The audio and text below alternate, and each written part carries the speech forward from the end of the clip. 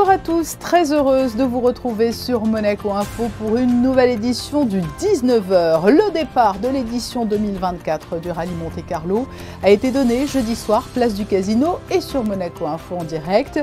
Nous ferons le point dans ce journal sur la première journée de spécial.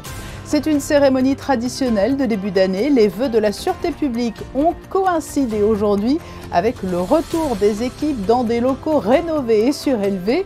Nous serons avec le contrôleur général en charge de la direction de la sûreté publique, Richard Marangoni. La rentrée de l'Institut monégasque de formation aux professions judiciaires a eu lieu hier. 2 candidats, notamment de la précédente promotion, ont réussi le concours du barreau. Sylvie Petit-Leclerc, secrétaire d'État à la justice, reviendra sur les missions de cet institut et les perspectives qui s'offrent à lui.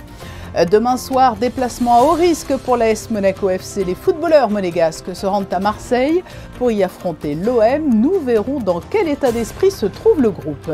Et puis la chronique Ceux qui font Monaco nous amènera à la découverte d'un jeune établissement de référence pour les amateurs de musique, Musique 3000.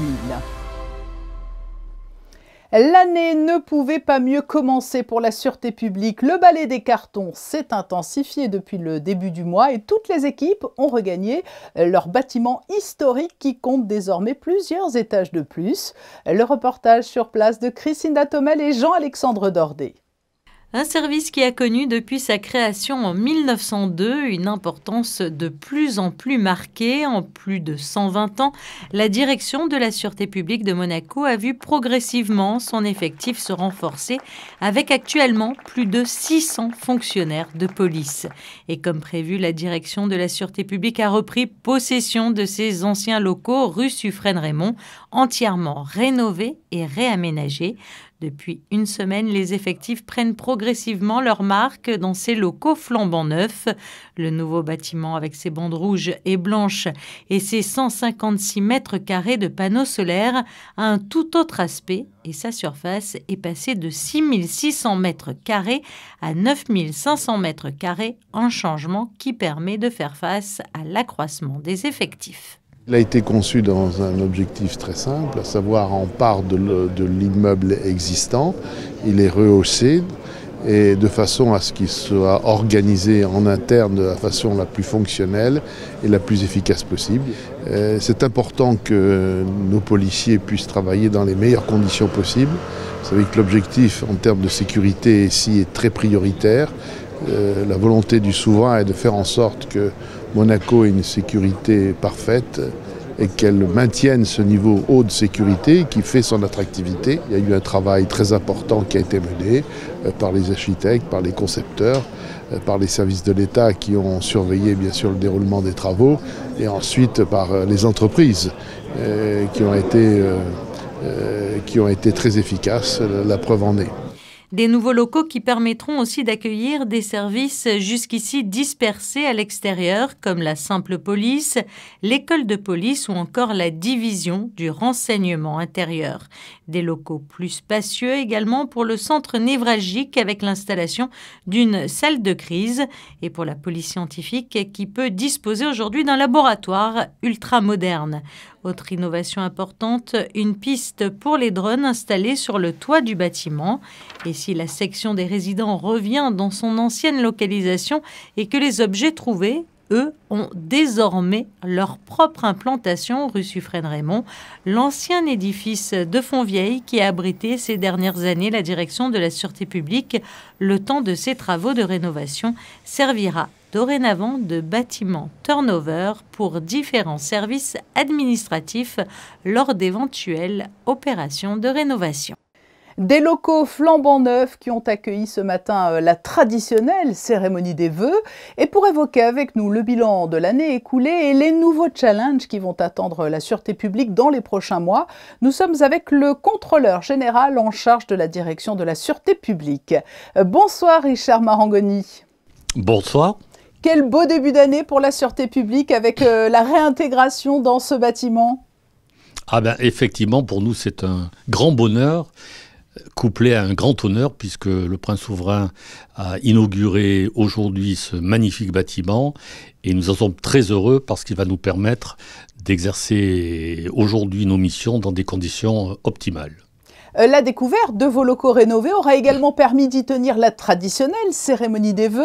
Avant d'évoquer l'année à venir, un retour en arrière avec toujours quelques chiffres parlants pour évoquer le bilan 2023 et peut-être même au-delà. Oui, tout à fait. Bien, écoutez, j'ai pu présenter nos statistiques pour l'exercice 2023, qui sont stables et je dirais même au-delà qui sont bonnes, puisque la délinquance générale qui concerne l'ensemble des infractions a manifesté une stabilité certaine.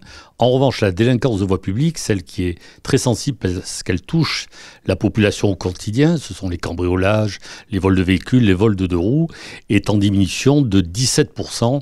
Donc c'est des chiffres dont je crois nous pouvons être satisfaits. Le ministre d'État le rappelait lors de ses vœux début janvier, l'alcool au volant est un fléau qui s'est révélé particulièrement meurtrier cette année à Monaco. Vos agents y portent une attention toute particulière? Alors effectivement, vous savez que cette année, nous avons eu malheureusement 3 accidents graves avec 7 personnes qui sont décédées, donc c'est 3 accidents de trop. Donc bien sûr, l'alcool au volant, mais je dirais même l'alcoolémie en général, est aujourd'hui une de nos priorités. Parmi les beaux motifs de satisfaction en 2023, c'est l'unité de préservation du cadre de vie. Elle se révèle particulièrement pertinente. Effectivement, nous avons pu augmenter ces effectifs puisque nous sommes passés de 10 à 15 éléments et je pense qu'en matière de régulation du trafic routier, de circulation, aussi bien le gouvernement princier que le Conseil national sont très satisfaits de leur action au quotidien. Plus généralement, Richard Marangoni, vous l'avez évoqué lors de votre discours, les nouvelles technologies vous ont permis de gagner un temps considérable dans vos différentes missions. Alors effectivement, c'est très important et ce nouveau bâtiment nous permet d'avoir aujourd'hui des services spécialisés qui sont à la pointe, et notamment 2 qui sont le CSCO, notre centre de supervision et de commandement opérationnel, là où se trouve toute la technologie en matière de vidéosurveillance, en matière de réseau radio, en matière d'informatique. Et ensuite, nous avons pour la première fois un vrai laboratoire de police technique et scientifique qui va nous permettre de grands progrès dans nos enquêtes. Vous sortez donc d'un immense projet avec la mise en service de ce bâtiment rénové. Quels sont les nouveaux challenges qui vont s'offrir à la sûreté publique en 2024 ? Alors, nouveau challenge, d'abord, vous avez évoqué l'alcoolémie. Et effectivement, en matière d'alcoolémie, nous aurons, avec le gouvernement princier et la direction des services judiciaires, plusieurs pistes de réflexion pour améliorer nos dispositifs. J'en pense à 3 notamment, qui est un contrôle renforcé des établissements publics, qui est en matière d'alcoolémie sur la voie publique, ce qu'on appelle l'ivresse publique et manifeste. Aujourd'hui, nous avons un procès-verbal transigé à 37,50 € et ce n'est manifestement plus dissuasif. Et surtout en ce qui concerne l'alcool au volant, pouvoir faire des contrôles préventifs, ce qui ne nous est pas permis aujourd'hui légalement. Et puis il y aura un événement qui va mobiliser l'ensemble de la sûreté publique à l'aube de l'été. Bien sûr. Alors, dans les grands objectifs, bien sûr, 2024, nous aurons 3 grands prix et surtout la dernière étape du Tour de France, qui va être un événement de premier ordre pour la principauté et à laquelle, bien sûr, nous allons porter une attention particulière. Mais aussi, parmi nos priorités, nous avons une grande réforme de la police urbaine pour développer encore notre politique de proximité et notre politique d'îlotage envers la population et notamment les commerçants. Nous aurons bien sûr toujours une attention accrue sur les personnes vulnérables, notamment les violences faites aux femmes, mais aussi en matière de police judiciaire, bien sûr, les dossiers financiers, les relations internationales, la cybercriminalité. Sur le plan international aussi, Moneval et le Gréco sont très suivis et la sûreté publique participe également énormément aux rapports qui sont faits. Et enfin, je me dois de le dire, j'en suis heureux, la féminisation de la sûreté publique se poursuit. Notre corps, année après année, se féminise de plus en plus. Merci Richard Marangoni d'avoir été notre invité aujourd'hui à l'occasion de la présentation officielle des vœux de la sûreté publique. Merci beaucoup, bonsoir. Une nomination dans l'actualité du jour. Sophie Thévenoud va prendre la tête de l'autorité monégasque de sécurité financière. Elle prendra ses fonctions le 29 janvier prochain à la tête de cette entité récemment créée pour remplacer le SICFIN dans le but de poursuivre la lutte contre le blanchiment de capitaux, le financement du terrorisme, la prolifération des armes de destruction massive et la corruption. La 16e biennale monégasque de cancérologie s'est tenue de mardi à aujourd'hui au Grimaldi Forum. Scientifiques et médecins spécialisés dans la chirurgie oncologique se sont retrouvés pour échanger sur leur quotidien et les avancées de la recherche. Hier soir, plusieurs prix ont également été décernés. Les explications d'Émilie Terrasson sur des images d'Alexa Vial. Depuis 30 ans, la Biennale monégasque de cancérologie permet d'échanger sur plusieurs problématiques médicales. La lutte contre le cancer évolue et les chercheurs et médecins spécialisés profitent de ces moments pour parler de leurs recherches. Donc, le congrès était basé sur la convivialité, avec des échanges entre des médecins experts qui venaient de France, mais aussi des étrangers, et puis des gens locaux, mais aussi des internes, des résidents de la France entière. Beaucoup d'échanges de ce qu'on appelle des cas cliniques, où on essaie d'évoquer une histoire d'un patient et comment on le traite au mieux. C'était un petit peu ça la base. Mais il y a aussi des échanges avec de la radiothérapie et des discussions de chirurgie. Parmi les récompenses, le prix Albert Ier de Monaco a été décerné au docteur Étienne Brun, cancérologue médical spécialisé dans l'oncogériatrie qui a pour spécialité de rapprocher deux services ensemble, la cancérologie et la gériatrie. Très heureux, très honoré et ça correspond à de nombreuses années consacrées à cette thématique de mieux chercher pour mieux traiter les personnes âgées atteintes de cancer. Donc c'est surtout rendre plus visible et plus concret cette problématique qui est croissante dans notre pratique puisque les personnes âgées touchées par le cancer sont celles qui sont le plus pauvrement représentées en recherche. C'est une recherche qui est quand même très épidémiologique et très clinique à la fois. Pour cerner un peu mieux les problématiques croissantes avec l'âge en termes de santé qui résultent en une certaine forme de fragilité fréquente à partir de 70-75 ans et qui viennent contrecarrer un peu ou rendre plus difficile l'application des traitements optimaux qu'on définit souvent dans des populations plus jeunes. La Fondation Flavien a offert un chèque de 100 000 € au Centre scientifique de Monaco. En tout, c'est plus de 1500 participants qui ont assisté à cette 16e biennale monégasque de cancérologie qui s'est terminée ce vendredi. L'Institut monégasque de formation aux professions judiciaires a fait sa rentrée solennelle jeudi. Et dans l'assistance, il y avait notamment des anciens élèves, dont Violaine Rappert et Robin Zvara, les deux premiers élèves de l'Institut monégasque à avoir réussi l'examen d'avocat. Anaïs Riu et Arnaud Humbert les ont rencontrés. C'est une rentrée particulière pour l'Institut monégasque de formation aux professions judiciaires, puisqu'elle présente pour la première fois depuis sa création en 2021 ses deux premiers élèves diplômés de l'examen d'avocat. Une grande fierté pour le professeur Yves Strickler, nommé directeur scientifique de l'Institut il y a un peu moins d'un an. C'est une immense fierté. Je crois que c'est d'ailleurs la plus belle des récompenses pour toute personne qui dirige un institut de formation. C'est de voir que tout le chemin que nous avons parcouru ensemble aboutit positivement pour les personnes qui étaient les plus impliquées dans les entraînements et dans la préparation elle-même. L'Institut, nous avons cette chance d'avoir un petit nombre de candidats, ce qui permet une proximité que l'on ne trouve nulle part ailleurs. C'est vrai que quand on travaillait, y compris dans certains entraînements, autour d'une table avec 2, 3, 4 candidats selon les soirs autour de nous, c'était un travail dans la proximité la plus absolue. Un nombre réduit d'élèves, certes, mais une formation riche en entraînement, colloques, intervenants et partenariats avec toutes les institutions et professions judiciaires monégasques, mais également de Nice et d'Aix-en-Provence. Et je pense que ce qui était le plus utile, c'était les galops d'essai, les entraînements et le retour qu'on pouvait avoir d'anciens membres du jury. Donc il y avait un regard très pertinent sur ce qui était attendu de nous à la fin de l'année. C'était 12 mois avec cette petite épée de Damoclès tout au long de l'année. Donc je suis très heureux d'avoir pu, avec l'aide de l'Institut de formation, arriver à ce résultat. Sa qualité, sa force, je dirais, c'est d'avoir des intervenants qui étaient d'anciens membres du jury. Ça a beaucoup aidé dans la préparation de l'examen. par le biais des entraînements, donc ceux qui soient écrits ou oraux.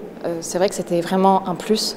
Et après, bien sûr, d'avoir des intervenants qui étaient déjà professionnels pour parler d'un aspect plus pratique de la chose, parce que l'examen est assez théorique finalement pour le côté écrit, mais pour les oraux, ça reste quelque chose de quand même pratique. Donc c'était bien de pouvoir discuter librement avec des professionnels. Désormais avocats stagiaires dans des cabinets de la principauté, Violaine et Robin aspirent à une grande carrière. Et si comme eux vous souhaitez être formés par l'Institut, que vous soyez élève ou déjà dans la profession judiciaire, les inscriptions sont ouvertes depuis le 8 janvier 2024 sur le site du gouvernement. Le parcours de Violaine et Robin illustre parfaitement les objectifs de départ de l'Institut monégasque de formation aux professions judiciaires, qui devrait d'ailleurs à l'avenir étendre son champ d'action. Le secrétaire d'État à la justice est notre deuxième invité. Bonsoir Sylvie Petit-Leclerc. Bonsoir madame. Nous avons entendu et vu dans ce reportage d'Anaïs Rieu la réaction et la joie des deux heureux élus qui sont devenus avocats stagiaires. C'est exactement ce but que vous recherchiez lorsque cet institut a été créé, car le parcours des jeunes monégasques qui souhaitent devenir avocats n'est pas évident, il faut le dire. Alors tout à fait, la création de cet institut par mon prédécesseur, comme je l'ai dit dans mon discours, est initiée par les réflexions que les membres du jury de l'examen d'avocat lui avaient fait. C'est-à-dire que nous avions des candidats qui pouvaient sortir de l'université et qui étaient un peu tendres pour pouvoir réussir à un concours professionnel, ou alors nous avions des personnes qui avaient travaillé depuis un certain temps dans un cabinet d'avocats et qui avaient un petit peu oublié leur cours. Donc, lorsque nous sommes allés voir le directeur des services judiciaires, ma collègue première présidente, la présidente du TPI et peut-être Yves Strickler à l'époque, c'était pour lui dire ce serait bien qu'on envisage la formation des candidats à l'examen d'avocat, puisqu'en effet, il n'y avait rien à l'époque. Alors, ça concerne aussi la magistrature. Comment s'organise le fonctionnement de cet institut ? Alors le fonctionnement de l'Institut a été non pas difficile, mais dans un premier temps, c'est moi-même qui m'en occupais avec ma secrétaire générale et Yves Strickler qui a toujours été extrêmement présent à Monaco, notamment dans le cadre de l'organisation de cours à l'université ou même d'organisation de colloques, alors moins importants à l'époque, et qui nous a toujours aidés dans le fonctionnement, la mise en place des examens. Et puis nous avons décidé de créer un poste de chargé de mission, une personne que j'ai présentée, Madame Lanzara, qui est une universitaire, qui est une personne absolument remarquable et qui désormais met tout en œuvre, si vous voulez, c'est-à-dire recherche les intervenants, me propose des sujets, etc. Et voilà comment fonctionne l'Institut. Oui, parce je souhaiterais que avoir un personnel supplémentaire. C'est pas qu'un enseignement théorique, hein, c'est basé aussi sur l'échange, le partage d'expériences. Absolument. Oui, parce que nous formons, alors soit nous faisons des conférences, nous organisons des conférences qui sont à destination des professionnels, donc bien évidemment on ne peut pas uniquement se concentrer sur le côté universitaire des choses, d'où la nécessité souvent de solliciter à la fois un universitaire et un magistrat par exemple, ou un policier, en tout cas quelqu'un qui est opérationnel, et puis les magistrats, les avocats en tout cas doivent avoir une formation tout à fait opérationnelle. Donc ce n'est pas qu'universitaire. Il y a aussi cette vocation de pouvoir mettre tout de suite le pied à l'étrier aux personnes qui vont exercer des fonctions opérationnelles dans les mois qui suivront. Comment se compose la promotion 2024 ? Nous avons des personnes qui sont inscrites pour le concours, enfin l'examen d'avocat, et puis nous avons une ou deux personnes qui se sont manifestées pour présenter le concours de magistrat, ce qui me ravit, puisque peut-être le savez-vous, en tout cas si vous ne le savez pas, mais c'est important de le savoir, il y a de moins en moins de magistrats monégasques. Nous sommes obligés de solliciter la France afin d'obtenir des magistrats qui sont détachés par le ministère français de la Justice. Alors ce qui pose un problème puisqu'on ne peut pas évidemment obtenir autant de magistrats qu'on le souhaiterait. Et puis nous sommes à Monaco, c'est tout de même normal que la justice soit aussi rendue par des magistrats monégasques. Oui, puis la communication aidera sûrement. C'est vrai qu'il est important de savoir que l'on peut être aussi accompagné au-delà des premières études supérieures dans les différents concours. Alors vous l'avez dit, il y a une promotion d'avocat, il y a une promotion de magistrat, mais fort de cette première expérience réussie, première étape, vous allez étendre l'enseignement dispensé par l'Institut à toutes les carrières judiciaires, c'est l'ambition ? Alors c'est ce que nous souhaiterions faire, mais vous savez, il faut aussi respecter un cadre juridique.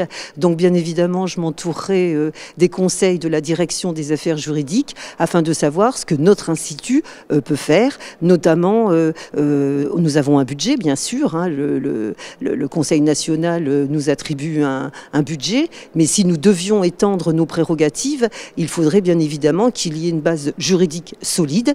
Et à cet effet, c'est bien sûr la direction des affaires juridiques qui sera à mes côtés pour me dire ce que nous pouvons faire et dans quelle mesure on peut étendre notre champ de compétences. Et puis en conclusion aussi, plus généralement, ce qu'il est important de souligner, c'est que l'Institut contribue aussi à la promotion du droit monégasque. Voilà, j'allais justement, à titre de conclusion, le dire, c'est ce qui me tenait particulièrement à cœur parce que évidemment personne, en tout cas jusqu'à ce que j'arrive à Monaco comme procureur général, je pensais même peut-être comme les autres que le droit monégasque était vraiment très semblable au droit français que j'avais pratiqué depuis 1981. Et non, c'est complètement différent. La jurisprudence est aussi différente. Enfin, l'organisation judiciaire est également différente. Et c'est important qu'on promeuve précisément l'ensemble et du droit et de la jurisprudence monégasque. Merci Sylvie Petit-Leclerc d'avoir répondu à nos questions à l'occasion de la rentrée de l'Institut monégasque de formation aux professions judiciaires.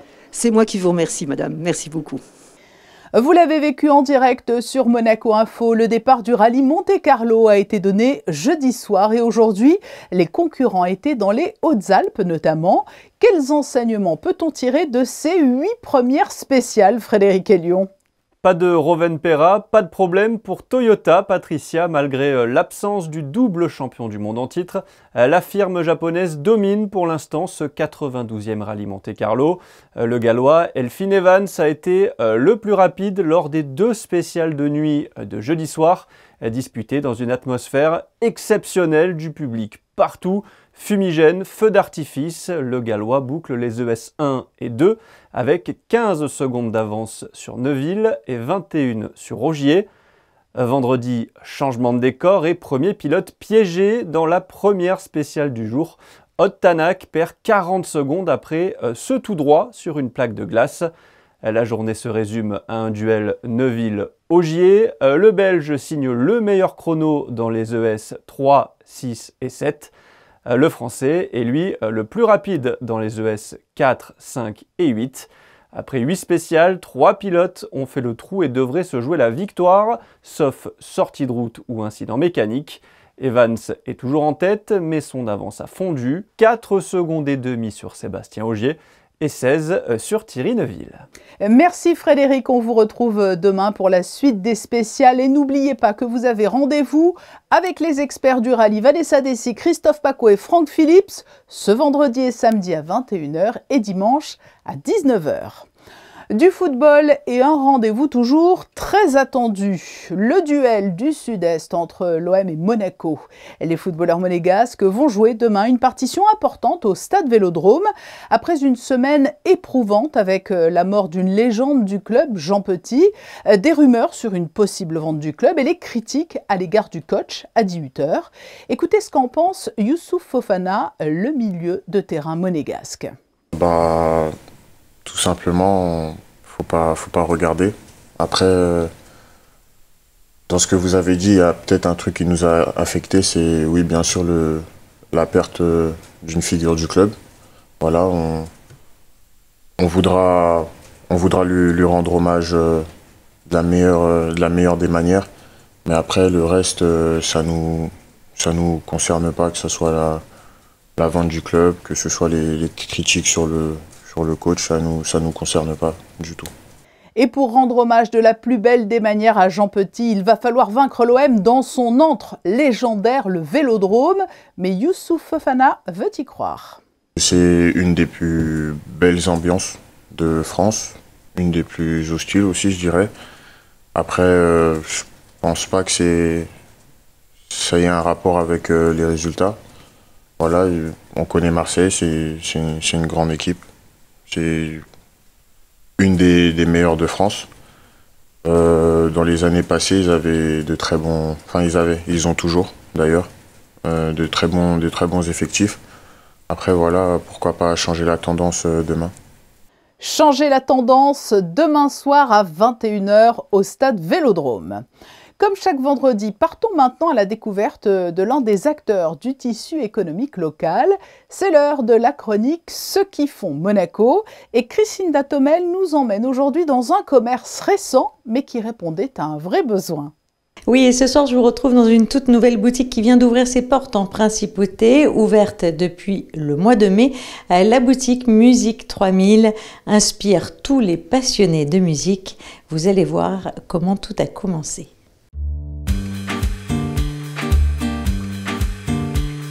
Il y a un besoin pour les Monégasques d'avoir un vrai magasin de musique spécialisé qui va vraiment vendre la belle guitare, du beau piano, de beaux instruments, quelque chose de qualitatif avec des gens qui sont tout autant passionnés que nous.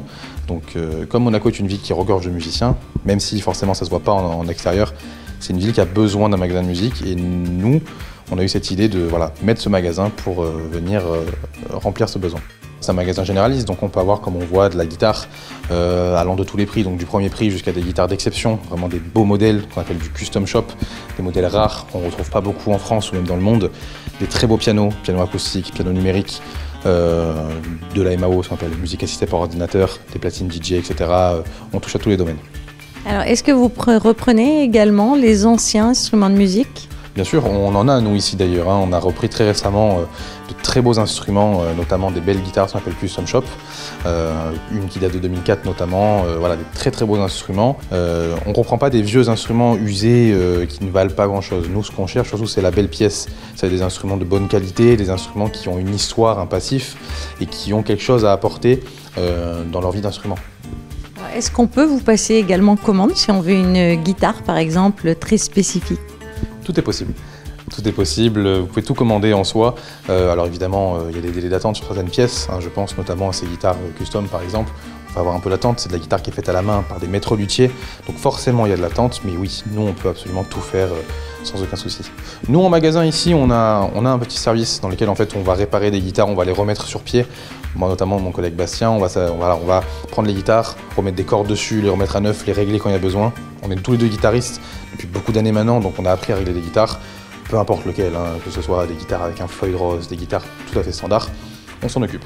Si c'est des choses plus poussées, une grosse cassure sur une guitare, une tête fêlée, quelque chose à réparer de vraiment sérieux, de la grosse lutherie, on a un service de réparation au magasin de Saint-Laurent-du-Var, où bien sûr on prend avec grand plaisir, on pourra réparer tous les instruments. Et puis sachez que la boutique Musique 3000 a également mis en place un service à domicile. Si vous avez besoin de faire par exemple réaccorder vos pianos, eh bien ils se rendront chez vous. Parmi les autres titres de l'actualité, cette visite au Mélèze, le ministre des Finances et de l'Économie, Marco Piccinini, et la ministre de l'Équipement, de l'Environnement et de l'Urbanisme, Céline Caron, ont accueilli la présidente du Conseil national, Brigitte Bocon-Pagès, et plusieurs conseillers nationaux sur site pour y découvrir cet immeuble domanial qui a fait l'objet d'une rénovation conséquente en 2021 et 2022 et d'une surélévation permettant la livraison de 14 appartements inscrits au plan national pour le logement des Monégasques. Les festivités de la Sainte-Dévote se poursuivent jusqu'à samedi matin. Vendredi matin, comme vous pouvez le voir sur ces images, elles ont débuté par une messe des traditions en langue monégasque à l'église Sainte-Dévote. La journée de vendredi a été marquée par une météo en demi-teinte avec de très nombreux nuages dans le ciel monégasque. À quoi peut-on s'attendre pour ce week-end, Christine Datomel, et plus particulièrement pour samedi ? Bonsoir Patricia, bonsoir à tous. Demain sera une belle journée ensoleillée, même si quelques passages nuageux couvriront la région de temps à autre dans la matinée, mais le ciel sera dégagé et lumineux. Les températures seront douces également puisque le thermomètre oscillera entre 9 et 16 degrés. Demain, bien sûr, nous fêterons la Sainte-Dévote, Patricia. Merci Christina. On a appris aujourd'hui la disparition de Jamal Baaziz, coureur de demi-fond licencié à l'AS Monaco Athlétisme et qui détient le record de participation aux Jeux des petits États d'Europe. Il y avait notamment décroché des médailles d'argent et de bronze. Nous tenions à lui rendre hommage. Et puis une dernière information, l'exposition des plus beaux clichés des photographes de la direction de la communication est prolongée dans la Galerie des Pêcheurs. Cette rétrospective de l'année 2023 par le prisme des objectifs de Stéphane Dana, Frédéric Nébinger et Manuel Vitali se poursuit jusqu'au 3 mars. C'est d'ailleurs sur certaines de ces photographies que nous nous quittons. À demain, 19h pour un nouveau journal sur Monaco Info. Très belle soirée.